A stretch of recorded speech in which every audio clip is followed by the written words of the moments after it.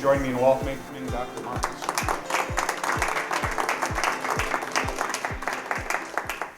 Thank you so much for being here. Thanks, Adam, for the introduction. First of all, I have to just say how much I appreciate what you do. You are on the front lines and in the trenches and accompanying people at an especially important time in their life. I am in awe of what my students carry at Xavier and constantly humbled by their resilience to just keep showing up day after day and to know that you're there with them, walking with them each step of the day. It makes all the difference. So I really appreciate the work that you do. And for coming here this morning, full disclosure, I did not train for Christian sexual ethics. In fact, I grew up actually not really appreciating the focus on pelvic issues that Rick referenced earlier this morning. Sometimes it seems a focus on pelvic issues to the exclusion of other, even more pressing issues.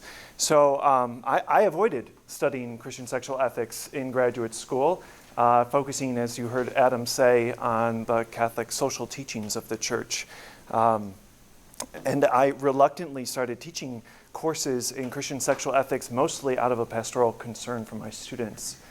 I would have students come week after week who told me about their own assault or the assault of a friend or someone that they loved, or the way that they were wrestling with their own sexual identity. And it was heartbreaking, to see them feel so alienated and alone and to feel like that they really didn't know where to turn. So I teach in this field now, and I have begun writing in this field now, mostly out of a pastoral response to my students. So it's been a bit of a learning curve for me to kind of pick up on an area of specialty that I didn't train for. But I do think that this is a really important topic, and it's an uncomfortable one because I think socially we do a terrible job talking about human sexuality. When I teach a marriage and family class or a Christian sexual ethics course at Xavier, I'll routinely ask them, how many of you got the birds and the bees talk from your parents? And out of a class of 30, maybe 2 or 3 hands will go up. Parents are embarrassed to talk about this. I can't imagine what it's like for you, with 14 and 15-year-olds who giggle at everything. But we just don't have a lot of examples of this. So what I want to do, I kind of figured that Rick would do some of the questions about authority, since that's his bailiwick. So I wanted to focus less on the content that you are tasked with teaching and focus more about the social context and then the how, the pedagogical how. So hopefully on your way in, you got a handout from Adam or from me. I gave you my notes so that you don't have to take any. You've got everything I'm going to say. So what I'd like you to do instead is to kind of reflect on what I'm bringing to your attention and write some of your own insights or questions as we go, so that I'm going to try to keep my portion of this to about 30 minutes without making this feel like you're trying to take a sip of water from a fire hose, and then give you a couple minutes just to gather your thoughts and think about what you would like to analyze and apply during the remainder of our time together this morning. Turn to some small groups at your tables to kind of hear from other folks, and then return to the large group so that if you have insights or questions that you'd like to share or we can explore further, I'm happy to make time for that. So that gives you an overview of where we're headed, just so that you know what you're in for. I want this to be as relevant and as meaningful as it can possibly be. So we'll try to move forward in these 5 steps, starting with our social context before kind of figuring out how do we consult these sources of moral wisdom, and then trying to outline some pedagogical aspirations and approaches, small group conversation, and then coming back to the large group for some analysis and application. So reading the signs of the times. You know this better than I do, but I think this is really important for us to kind of lay the groundwork for who are the people that we're teaching and what are they dealing with, so that we can account for that in the classroom. So you may have heard that phrase, helicopter parents. Now they're describing this more as lawnmower parents or snowplow parents who are literally just creating a path for their children and expecting their children not to deviate from the path that they've created, which it kind of is contributing to the infantilization of our young people. The average American thinks that adulthood doesn't begin to age 25. And we're seeing this now at Xavier, where increasingly we have students who are more and more dependent on their parents and who are getting more and more homesick when they go away to college. So if you're seeing a disempowered or a less ambitious student in your classroom, or a more anxious or insecure student in your classroom, maybe some of it is because of what some psychologists are calling a failure of parenthood, which, for those of you who are parents in the room, I'm a parent of 3 kids. I worry about this all the time. How am I messing up my kids? Religious disaffiliation and skepticism. I don't know if you're seeing this, but I am seeing this big time at XU. When I started teaching, 5 or 6 years ago, I would say about half the classroom were practicing Catholics. Now I would estimate that at between 10 and 20% of my students would say that they're practicing Catholics. Pew Research just released a report on religion in America this week. I don't know if you saw it, but Christian identification in this country is down from about 77% 10 years ago to now 65% in this country, which is a pretty steep decline. And millennials are now the first generation in American history who identify as majority non-Christian. I know you're not dealing with millennials in the classroom, obviously, but I think this is the trend that we're seeing. The first assignment all of my students complete is a theological autobiography or a moral autobiography, depending on the course, and I am struck by how many students grew up with absolutely no faith background. They might even come to us from a Catholic or a Jesuit high school or a mission or charism-based high school, but it was in the school but not at all reinforced at home, and going to church just wasn't a priority. So the lack of kind of religious experience or exposure to ritual or even the content of our faith has really declined steeply. And skepticism. I have on the handout there one statistic that I found really sobering, that 1 in 3 Catholics think that priests are ethical. 1 in 3. So there's a whole lot of skepticism for the teachings that we are trying to present with a hermeneutic of generosity, which is something we have to account for. And then also this moral therapeutic deism, which is a phrase that I'm borrowing from Christian Smith, who's a sociologist at Notre Dame. This idea that God just wants us to be kind, that that's all that matters. It's all reduce it to be nice to each other, which, makes for an interesting unit of Christology when I ask, so how was it that Jesus was killed for this message of kindness? Why was that such a threat to the religious and political leaders of his day? Trying to be a little facetious. But this idea of a buddy Christ who's there for you, who's a buddy and a friend, but makes absolutely no demands of us. I think, Bonhoeffer and his idea of cheap grace is certainly relevant again for our time. So kind of drawing quickly on the work of Christian Smith, the sociologist at Notre Dame. If you don't know his work, it's worth spending some time with him. He has this national survey of youth and religion that has been extensive, this ethnographic research of hearing from young people. This phrase I'm going to use, emerging adults, is kind of the new way that we're looking at adolescents from high school into college. So basically what he finds is that we have a bunch of moral relativists who don't know what makes anything right or wrong. They don't have any idea. And they live by this credo, I do me, you do you, which sounds nice, but it's a total lie, right? Because the moment that your roommate starts stealing your stuff, they're outraged, right? Or if a friend betrays them, they know that that's wrong. But it's this kind of bias in favor of radical tolerance and non-judgmentalism, of non-interference. I won't tell you how to live, you don't tell me how to live. But of course, moral relativism means that we can't make any claims at all. There's no room for agreement, there's no room for any kind of accountability. So Christian Smith's conclusion is that we have utterly failed in the moral formation of our young people, and they're literally lost. Some characteristics of this latest generation, which folks are calling Generation Z or the iGen, they're compassionate, thoughtful, and open-minded, but they are risk-averse. I am definitely seeing this, that students are way less ambitious now than when I started teaching 5 or 6 years ago. They lack focus and they're more anxious. They're not as involved, we're finding too, on college campuses. They stay in their rooms and they binge Netflix or they play Fortnite.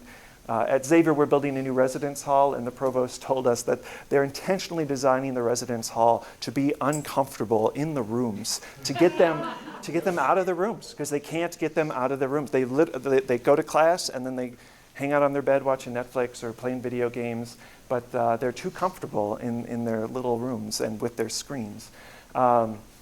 But I find this statistic pretty striking, that 70% of this new generation are motivated by not wanting to let others down. And a lot of them talk about this fear of disappointing their parents, which, as a parent, really breaks my heart that so many young people live in that fear that they could say or do something that would risk their parents' love or approval. I do think this idea that we are living life perpetually tethered to a screen is worth our attention in thinking about our moral and religious identity and agency. We spend more than 11 hours a day with a screen on average, which is more hours than we're getting of sleep. And we're getting into these social media silos, these echo chambers where we're constantly just, it's kind of this idea that everyone thinks just like I do, right? In this feedback loop of views and perspectives that confirm my own worldview, making it harder and harder to actually experience life from a perspective that's other than me. And also, with everything at your fingertips, it's kind of a training for instant gratification, right? Content on demand. If you don't like, this YouTube video, click on to the next one. The average YouTube video, there's billions of hours on YouTube. The average video is watched for 11 seconds. They're just like, if this is not engaging, swipe to the next thing that will be engaging. Aristotle reminds us we are what we repeatedly do, and I don't think we always think of the imprint of technology on our sense of identity or agency or our character, our relationships. Certainly there are concerns about addiction. Psychologists are warning that screens are like digital heroin. They're designed so that it makes it harder and harder to put the screen down. This is especially concerning for boys who spend a lot more time gaming. But the games, like Fortnite, are designed to try to keep your attention and want you to, keep playing so that you can see where the game takes you next. That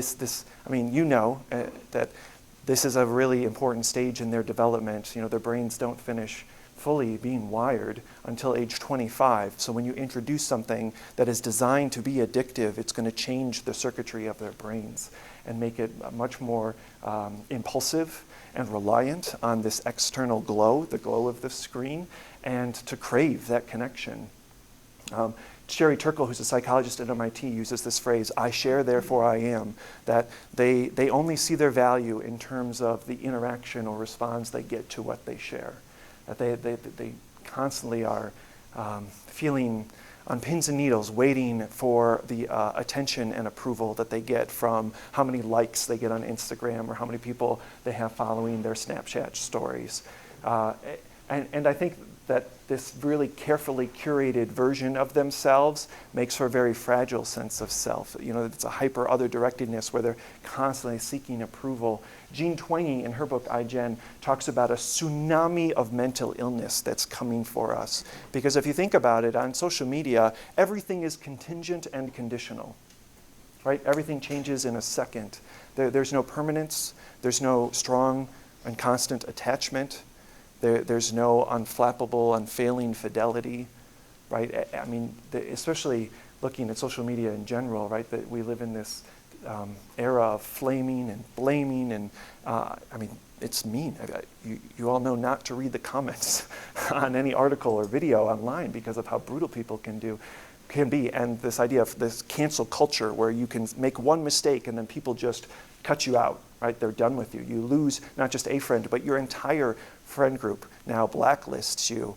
This hypervigilance to avoid saying or doing anything that would get them canceled is putting them kind of in a straitjacket of really being afraid of saying or doing anything that could be perceived as wrong or intolerant or too embarrassing to forgive.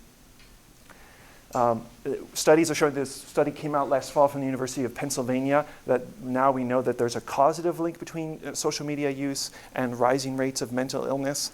Before we had thought that there was a connection, but it was, correlation is not causation. Now we know that the more time young people spend on social media, the higher the rates of anxiety, depression, and social isolation.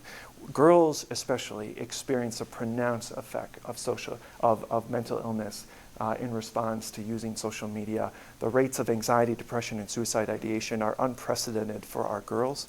So psychologists are calling them, like a generation on edge. And with boys, we're seeing a generation of young men who are adrift and aimless, especially the changing gender roles. This idea of what it means to be male is not something that was as certain as it was maybe a generation ago. I think it's worth pointing out, too, though, that for some, their phones are an escape or a portal of support, especially for those who are socially marginalized. If you think of maybe students of color or students who might identify as LGBTQ or students with a disability or students who have a social anxiety disorder, their phones can be a lifeline for them to be in connection with other people who look like them or think like them or love like them or whatever the case might be. So I'm not trying to propose a Luddite rejection of phones or say we should all be Amish. But there is no, going back to what Rick was talking about this morning with this virtue of epikeia, the virtue of finding what is fitting or prudent or appropriate for my context, there's none of that, right? We've just simply given kids these phones and saying, okay, now good luck, without really helping them figure out what a chaste use of this technology would look like or a temperate use of the technology would look like. So now we can finally get to this, this topic that we're going to spend some time with. There aren't a lot of people who are making the connection between screens and sexuality, so that's kind of the research that I've been doing, is to figure out why maybe there's a correlation between using phones and hookup culture. The most recent literature on this, and in my opinion the best, is by Jennifer Bestie, who teaches up at the College of St. Benedict's and St. John's in Minnesota. She wrote an ethnographic study of hookup culture at two major Midwest universities. And the book is filled with the vignettes and reflections of students reflecting on their experience of trying to discover their sexuality in college. I know you're all in the high school setting, but it still might be a really interesting and important resource for you to see what this is like for students to experience this a few years after they leave you. In her work, she doesn't focus too much on screens, but I think it's worth reminding ourselves that the rise of Tinder is the ultimate self-commodification, right? Where you're reducing yourself to a profile picture. The whole idea is that this would be a sexual encounter without any expectation of any kind of care or concern, communication, or commitment. And Tinder is replacing dating. My students tell me that if they ask someone out on a date, it seems like they're a creep or that they're rushing to get married.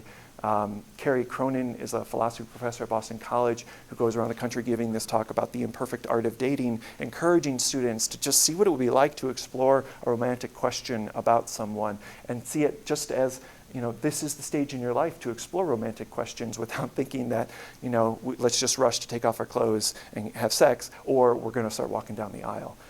And again, there's really no framework in place for a culture of dating. One of the things I find most helpful from Bestie's book is she identifies this reality of pluralistic ignorance, where students think they are the only one, whatever they're dealing with in their life, that they are the anomaly or the outlier or the exception, and their friends are all the norm. Michael Kimmel in his book, Guyland, talks about how guys are always talking about sex because it's a badge of honor, right? But most of them are liars, and they're not actually as sexually active as they like to boast that they are. But it feeds into this idea that everyone's having sex all of the time, right? Most students between high school and college estimate that their friends are having sex about once a week, when an average, when in reality the average is about twice a year for those who are sexually active. I have this statistic up here: 80% of their peers they think are sexually active, when in reality it's about 5 to 10%. And in fact, the most recent literature is identifying something we might call a sex recession, where we see more and more young people opting out of sex. And I think, again, our phones come into this because they don't have a lot of experience figuring out how to engage apart from a screen, and to move from a screen to an actual embodied encounter is scary for a lot of them. And maybe that's a good thing that we're seeing this sex recession, but it also raises that question: if we are what we repeatedly do, how are we preparing our young people for a virtuous sexuality, a mature sexuality, if we just expect them to wait until marriage and then you flip a switch, now you're married, now you're ready to figure out what a virtuous or sacred sexuality looks like. I think too, when I was in high school and college, my presumption was that whenever people were having sex, it was consensual. And now we're getting more and more awareness that that's not the case. I don't know if you heard about this study that came out just last month that interviewed hundreds of thousands of women between ages 18 and 44 across the country. And they found that more than 1 in 10 women, their first sexual encounter was rape. That the average age of the first sexual encounter for women is 15, and the average age of their partner was 27. The vast majority of them were physically coerced or verbally threatened to have sex the first time, with almost 20% of women saying that their partner threatened to end the relationship unless they had sex. So I think that's an important thing for us to have in the back of our minds, that we can't presume that these are boyfriend and girlfriend who are carefully discerning, are we ready, or do we want to take our relationship to the next level? That for a lot of our young people, either their experience or their friends' experience is coercive. I think when we talk about rape, we often think of people getting jumped at 3 a.m, walking down a back alley. When in fact, one of the books that I use in my class is Donna Friedis's The End of Sex. Her research shows that 90% of sexual assault for young people begins in a hookup. So something where people assume is consensual and then it becomes coercive. So I pose this for you because I don't want to scare our students, but at the same time, they should not be naive about what sexuality looks like in our culture, and to try to figure out what is the root cause of so much violence tied to sex. I think a lot of it is because parents aren't talking about this with their children, and that porn has now become the sex ed. And porn isn't like the centerfolds that maybe some of us grew up with, but now it's video, all video, right? And Gail Dines has this really powerful book called Pornland, How Porn is Destroying Sexuality in America. And in her research, she found that 88% of the most popular internet porn shows violence against women. It just normalizes that women should be yelled at or screamed at. And a study that came out not too long ago, earlier this year in 2019, found that 1 in 4 women in America reported being scared during sex. And a lot of that is because now women are being choked during sex, because that's something that men often see in porn. And they, in a video, a woman is screaming in ecstasy while she's being gang raped or choked. And so, the average age of exposure to porn in this country is 11. So if you're an 11 or 12-year-old boy and this is your view of what you think it means to be male or what women want, it's going to really powerfully distort any kind of vision of Christian sexuality as a gift, or anything that models mutual respect and mutual responsibility, to say nothing of tenderness or self-gift, right? This is power, it's domination, it's abuse, it's making sex violent. And that's the norm. I mean, most of my students, when I ask them about sexting or about watching porn, they are desensitized to it. They think that it's totally normal and that this is just what it means to be a young, curious kid. And it's on almost everyone's phone. In fact, there was a study about pornography at the University of Montreal. They could not find any men who didn't have porn on their phone or electronic device to serve as a control group. None, right? So I think it's very, very sobering for us to think about the way that, not only that way that we have commodified human sexuality, but that we have turned it into a violent act of aggression. Hookup culture is this transaction, right? Tinder, I'm going to use you, you're going to use me. It is the mutual masturbation that Rick meant to talk about, right? And I've had students who kind of see it for what it is, but their reflection on it is so sad. They'll say something to the effect of, I know it sucks to be used, but it sucks even more if no one wants to use me. So they see their value as tied to being desired and even to be used. So we've got a lot of work to do. So why does this matter for what and how we teach? Well, again, invoking Aristotle, if we are what we repeatedly do, then we have to think about the religious and moral formation of our young people, that they have been trained for instant gratification and getting everything they want on demand, right? I mean, we used to have to wait week to week to watch the next episode of a show that we were interested in following. Now they can stream the entire season. I had a student, she's a first-year student, we were introducing ourselves at the beginning of the semester, because I always try to make room for icebreakers and getting to know each other, and they had to share an instant interesting fact about themselves. And her interesting fact was that she had watched every season of The Office 9 times. I mean, I can't imagine the amount of time that takes to watch. Well, I think there were 9 or 10 seasons of that show. I mean, maybe 6 or 7 at least, right? Like, that is a whole lot of time wasted in front of a screen. But to think, like, this is what I want, and I don't have to sit through commercials or anything I don't want. Everything is catered. So we have what Sherry Turkle calls a generation of modern Goldilockses. They want everything catered to their own interests, according to their time, right? I can watch this when I want. I can stop. I can come back to it. So we've kind of lost a sense of patience or even having to endure something that we might not like, which is hard, especially if you're teaching Christian sexuality and this is something that they might not be immediately drawn toward. I think one of the things that I really want to highlight for you is the primary rule of hookup culture is whoever cares the least wins. And I think we see that a lot in social media too, right? That they have to pretend that they are invulnerable, that nothing people can throw at them is going to hurt them. I mean, if you think about Instagram, where everyone's putting this carefully curated image of self in their newsfeed, right? Look how happy I am, how popular I am. Look how much fun I'm having, or how successful I am.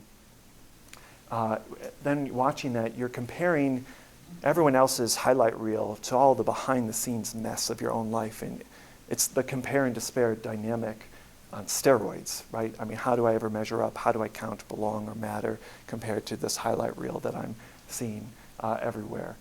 There's a really powerful book that you might be interested in called What Made Maddie Run by Kate Fagan. It's the story about a runner at the University of Pennsylvania who her love was playing soccer, but she got a scholarship to UPenn for track. So she went to UPenn to run track because that was the more prestigious thing. And she was miserable, but she hit it. And on Instagram, and I mean, all of her friends and family, they thought she was this wonderfully happy and very successful Ivy League student athlete. And it was so unbearable that in January of her freshman year, she walked up to the top of a 9-story parking garage and jumped to her death. And no one knew what she was struggling with. 1 in 5 college students say that they're so stressed and overwhelmed that they contemplate suicide. I mean, this is something that they don't know how to be vulnerable because social media makes no room for it. And if you don't know how to be vulnerable, I don't know how to be authentically yourself. Right? I mean, Rick's encouraging us to model a wrestling or a struggle or to embrace doubt. All of that is eschewed on social media, right? This is supposed to be your perfectly presented image of self.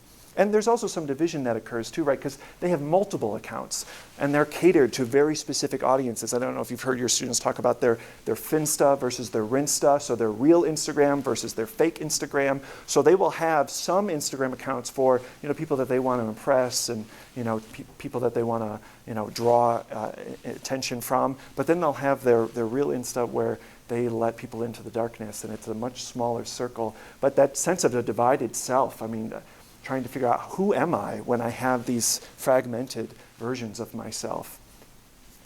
So that's my big question for us. If this is their social context, then where do students learn authenticity, vulnerability, loyalty, or love of God, of self, and others?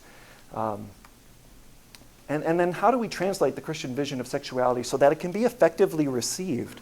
I worry that given the context that we just covered pretty quickly, that it could be lost in translation, that this would be like trying to speak Greek to our students because they don't have any idea what on earth we're talking about when we try to present sexuality as a gift or as a blessing or even as a sacrament, because they have no example of that in their cultural context. Right? Sex is something that's common.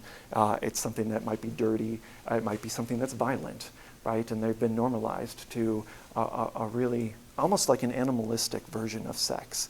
And so it would be very hard, I think, for all of us to figure out how do we translate this soaring vision of human sexuality. I know, and again, I'm not going to go into the content of what the church teaches because we all have, the content provided to us by the USCCB.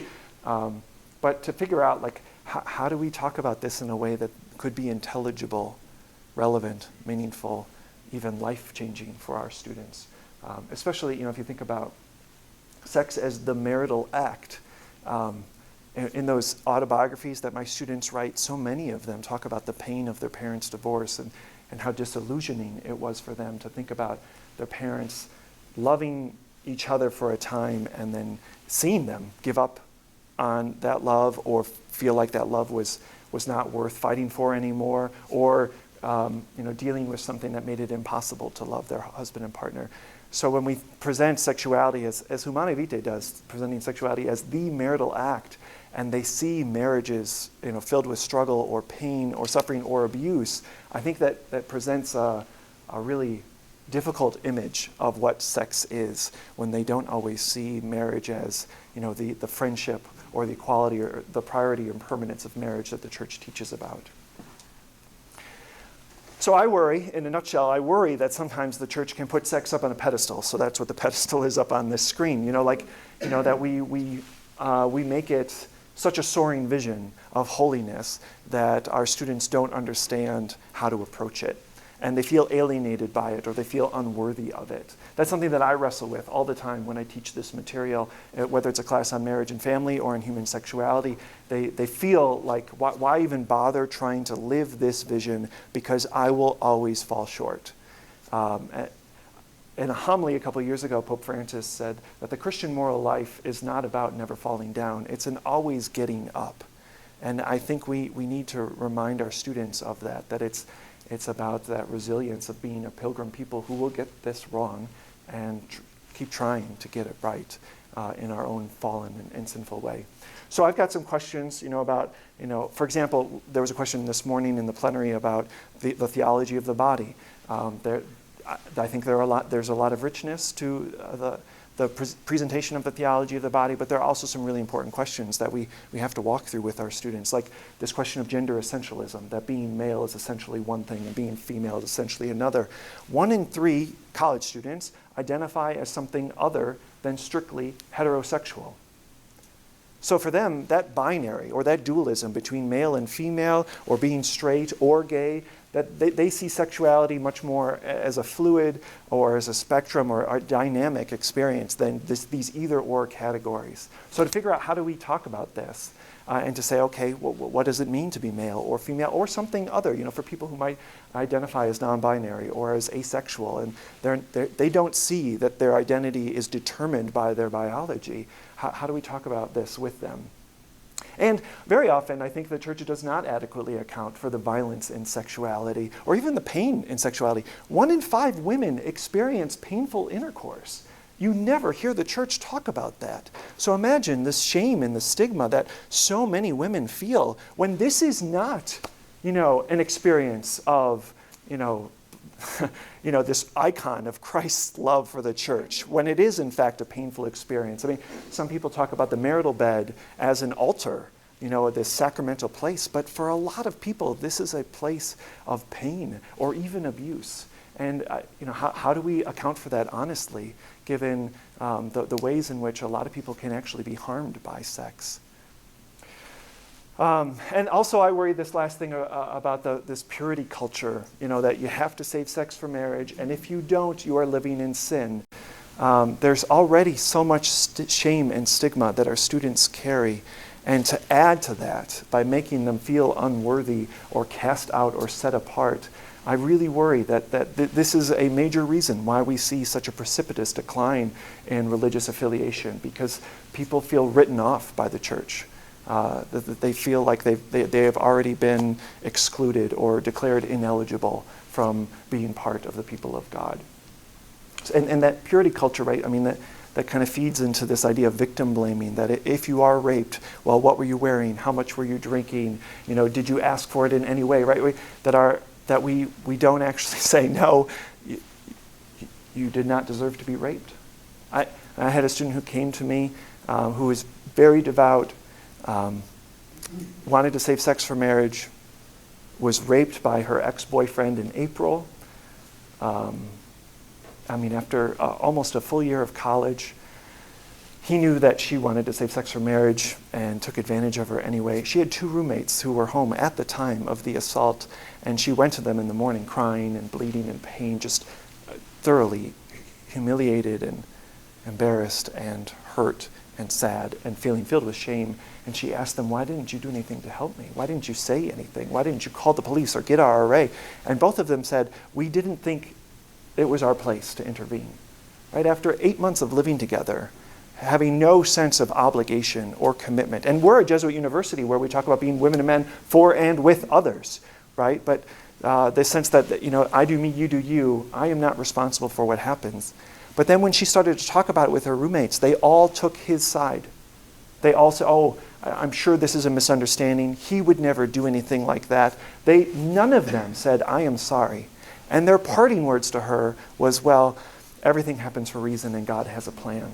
As if to suggest that, that God, he was doing God's will, right? Or that there was a lesson that she had to learn from this experience. So there is so much bad theology that can make people internalize this idea that they deserve the pain or the exclusion or the stigma or the shame. So even though I reluctantly went into this field, I think this is it is a vital work for all of us to liberate people from that stigma and shame and to accompany people wherever they are, whoever they are, with the spirit of tenderness and mercy and inclusion for all. So if our goal is to try to help walk with our students in the aspiration for an adult faith and a moral maturity, then we have to be reminded that it's not as simple as what the church teaches. I'm an ethicist, so I want to point out very clearly a couple things here. First of all, that there are 4 sources for moral wisdom: Scripture, tradition, reason, and experience.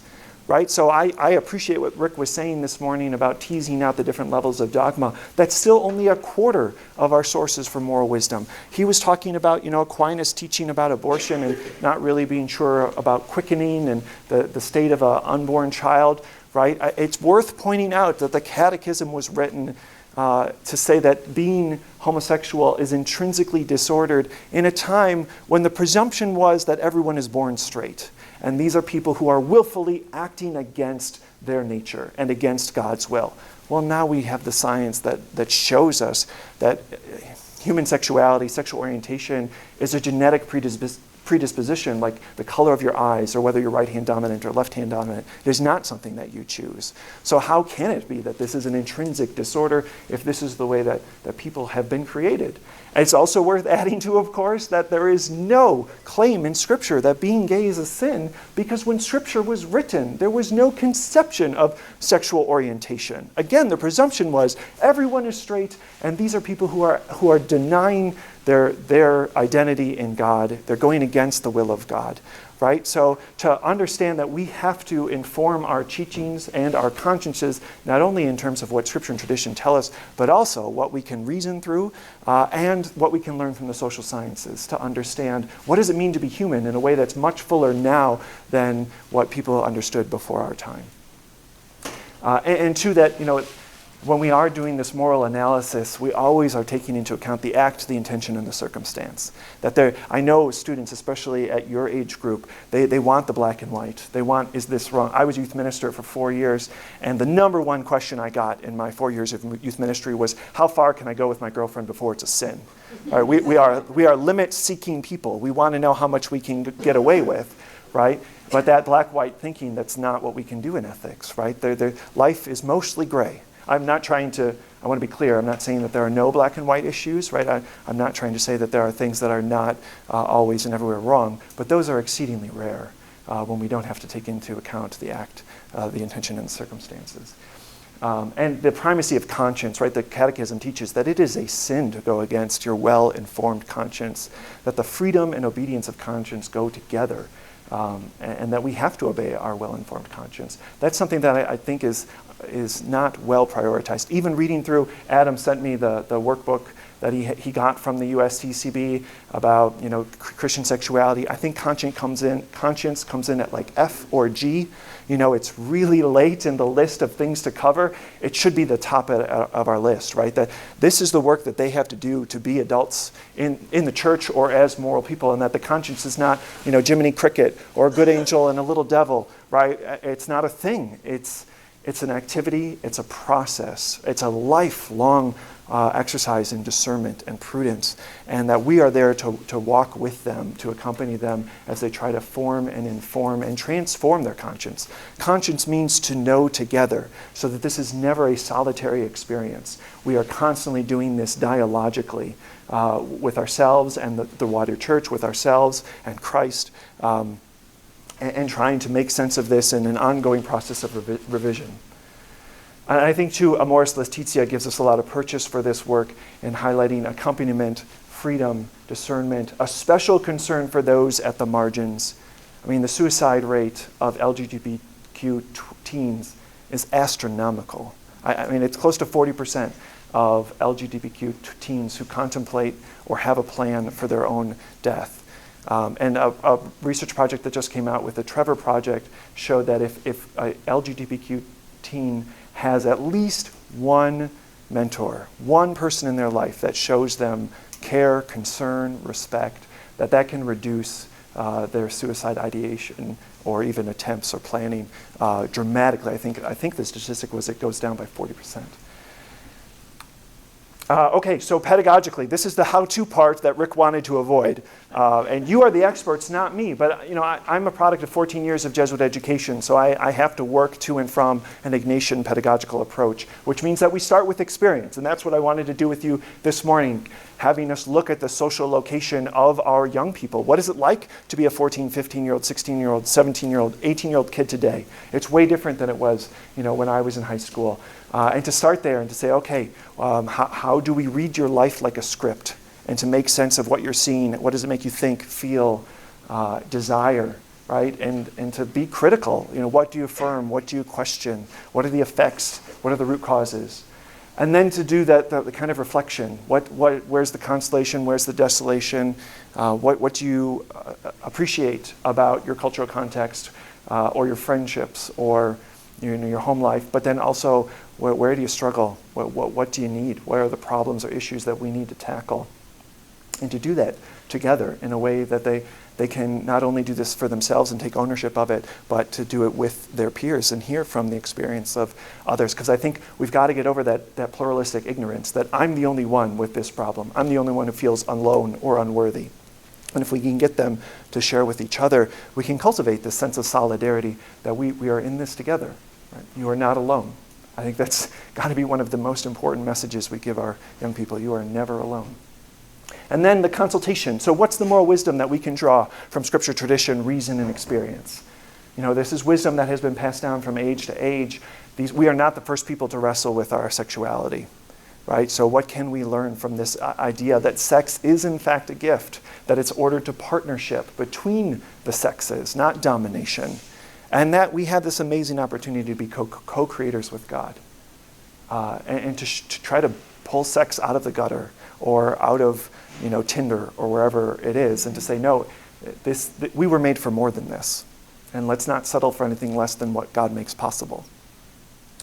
Then moving to action. So what does it look like to try to integrate this into our lives, to figure out a personal appropriation, what is a virtuous sexuality, to integrate yourself as a whole person. I think a lot of students think their sexuality is something that they just take out, in the evening or on the weekends, right?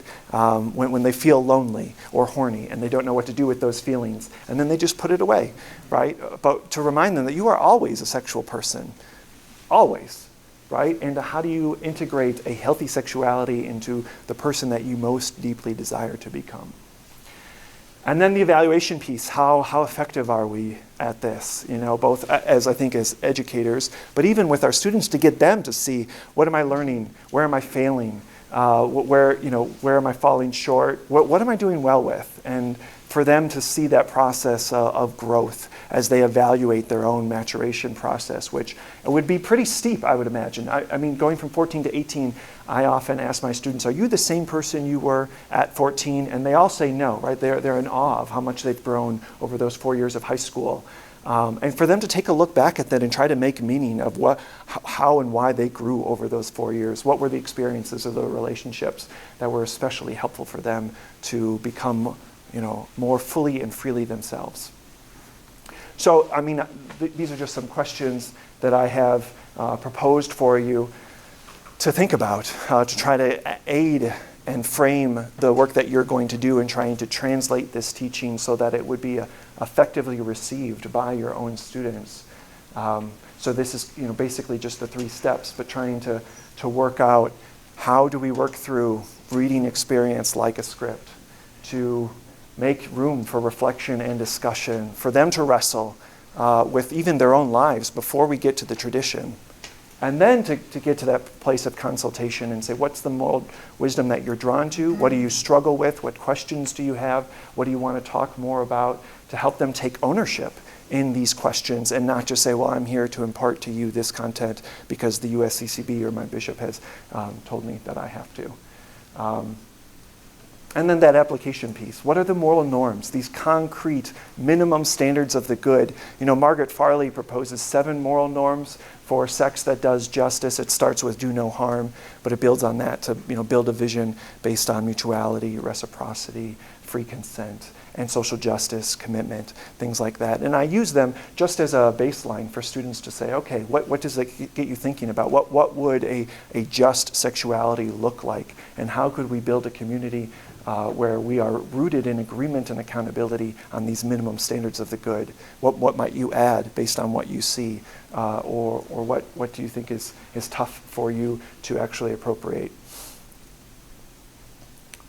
Okay, so I want to make enough room for you to process this, to raise your own insights and questions, and to hear from other people around the room who are also with you shoulder to shoulder, in the trenches, accompanying our young people. So before we get to small groups and let the extroverts take over the conversation, I want to give you all just a few minutes to just say, okay, what stands out to you as accurate, as new and compelling, and why? What strikes you maybe as unclear or problematic or missing, and why? And what would you like to talk more about? So maybe something you have to share or something you'd like to ask. But I'd ask that you just jot some notes in response to those 3 questions to yourself. I'll give you 3 minutes to do that. And then we'll turn to small groups for about 10 minutes so that you can talk in small groups. And then we'll use the rest of our time to kind of draw these themes together and share with the whole group. Okay, why don't you then turn to your tables and share maybe what you found compelling or problematic or what you'd like to talk more about. And I'll give you a couple of minutes and then we'll come back to the large group. Okay, I am reluctant to put an end to such vibrant conversations at your tables. Exactly. But I would like a chance. We only have about 10 minutes left, so I'd like to have us get a chance to hear from other folks in the room. So maybe with the 10 minutes that are left, we can hear from a couple of you. Is there something like an insight that you either shared or heard at your table that you'd like to bring to the whole group, or a question, something that you want to affirm, something you want to contest, more of the how-to, maybe to hear from other experts in the room, whatever you are wrestling with or interested in. Yeah. I have a question for you. Okay.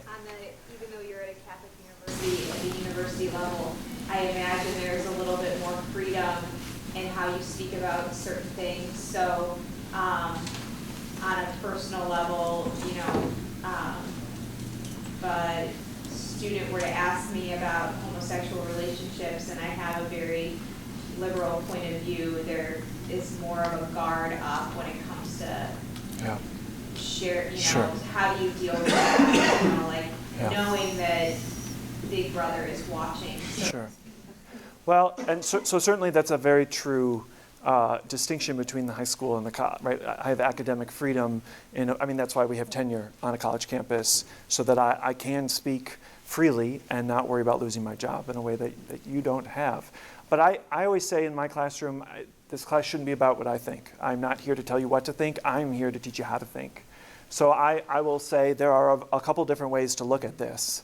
And I try to keep my opinion out of it, to be honest with you, as much as possible. In fact, especially in my ethics class, it's important to me that my students don't actually know what I think about a particular issue. And I try to play devil's advocate so that even if there seems to be consensus headed in one direction, I say, well, what about the concern about this? So if it comes down to, well, what do you think about, for example, church teaching about gay marriage? You could say, well, on the one hand, I understand why the church would present marriage as a sacrament in this light. And on the other, maybe it doesn't seem real clear to me why two people who want to give their life in a loving commitment would be a threat to that institution of marriage, right? Especially if you think about couples who are infertile for whatever reason, right? They are still invited to the sacrament of marriage. And to kind of point out again that the church teaching about LGBTQ issues are rooted in this presumption that everyone is born straight, right? And we know from social science that's not the case. So to make room for people to wrestle with, as Rick was talking about this morning, how do we receive church teachings that aren't current, at least informed by the most current scholarship, and to let people wrestle with that and to model that wrestling for them and to say, this is something I'm still thinking through. Not because you want to lead them to a particular conclusion, but I think that Rick's right. I mean, if we can be witnesses that we make room for self-doubt, I might not have this fully right. I'm still trying to work through this. These are some questions and concerns that I have. But then also to say, this is part of it, what it means to be a pilgrim people, that we are constantly trying to get this more accurate, right? But I always add, that's what I love being a theologian, right? Because the mystery is inexhaustible. I will never be out of a job. And especially as an ethicist, right? Because we're always getting more information that tries to make what is actually right, true, good, and just. We have a better access to making those moral calculus happen because of the information that we get from the continuing that work. But when the superintendent says to you, if you're going to teach church teachings, you better believe church teachings. You're really put on the spot. And I think that's what Rick was talking about this morning, the difference between the internal and the external assent. How do you enforce internal assent? But how do you respond to someone who does have a job on the line? Yeah, I mean, I think if it were me, I would go back to the catechism on the primacy of conscience. Right, and what Rick highlighted in Amoris Laetitia, that it's our job to form consciences, not replace them. To me, and I'm speaking candidly here, that sounds like an abuse of power and a misunderstanding of what it means to be church. Right, we are the church. This is a collective vision of church that should be, I think, more horizontal than hierarchical. Right, and when people are doing that, I think it's out of fear that, like, what happens when we entrust other people with the power that we use as a security blanket or for status or for whatever it might be, right? But I think it's up to us, and to whatever extent that you are able, to resist power of domination and coercion, because that is not reflective of the teaching and healing ministry of Jesus. Right? Jesus is someone who invited people along and empowered them as co-responsible for the mission. He says over and again, don't lord it over them. He was really clear to his disciples that this should not be a power over model. And I know that's not reflective in everyone's experience of church, but if we really are serious about our baptismal vocation to be church, then by our baptism, right, we have this vocation to be prophetic and courageous and to obey our consciences. Yeah. One thing that I use when it comes to this subject is really tough is that I just go back to authors that I used when I was in grad school doing masters. The scriptures have no knowledge, clearly, due to context, of the whole concept of how homosexuality is understood today. And now there are couples who clearly go for this whole concept of family and love for each other and children and so on. That whole knowledge is completely foreign to the scriptures. And so what I do is I walk them through the A, B, and C's of passages, Romans, Leviticus 19, and so on and so forth, and in terms of what they present. But I also tell them there is absolutely nothing that's on here that clearly discusses the love between two individuals from same gender who are clearly trying to pursue a relationship of love and union such as a straight couple would want. And I said, well, clearly this is a cultural context that the scriptures are completely foreign to the scriptures, but it isn't foreign to us. So in this particular instance, the scriptures have not a lot of authority to teach us on this matter. So we need to, so I go around that subject because it really, there's nothing of the sort because, well, times, so that's sort of the approach. I'm not sure if that could help. Thanks. Other insights or questions? Yeah. There's one that came up in our conversation about, I thought you did like such a thorough job in kind of like explaining some of the cultural landscape of today and how it relates to sexual ethics and somewhat of the disconnect between the church's sense of the beauty of the sexual relationship and the commodification that is existing in our culture. And one of the things that I think, at least for a number of us, like one that we felt like we weren't necessarily formed in that same environment, but the other one is, where do you begin to help them navigate? I think some of the worst examples, I think that you kind of pointed out, like made us all like probably feel disillusioned and depressed in some way, and yet where can we find hope? Where can we find a sense of, for example, screen time and isolation is kind of the slippery slope that can take you down. Like, so where are all these other kind of places that we have some freedom currently to? Yeah, that's a great question. Yeah, I don't want everyone to just I don't want to give you reason for despair and to say all hope is lost, right?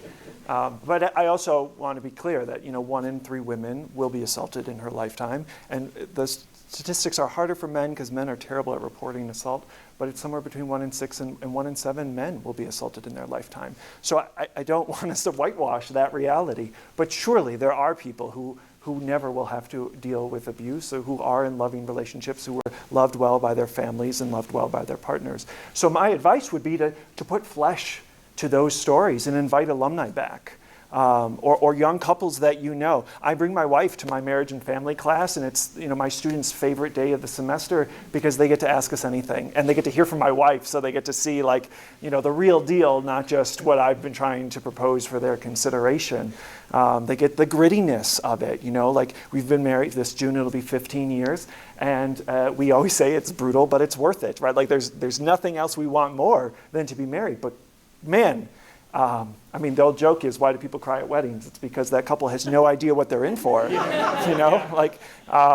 but to give them kind of that lived experience. So I would say the more that you can rely on young alumni or middle-aged alumni or your friends to come into the classroom and talk about, this has been hard, but totally worth it. Right? This is life-giving for us.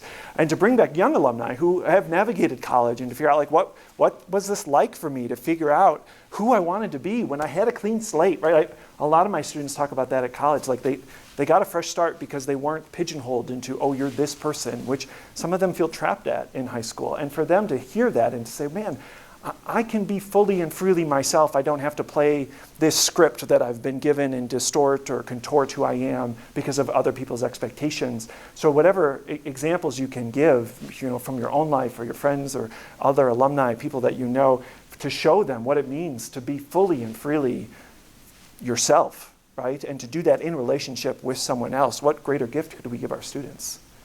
All right, Adam's giving me the sign. I don't want to make you late for lunch. No one would want that. So thank you so much. If I can be of service to you, my email is on the handout. Happy to help however I can.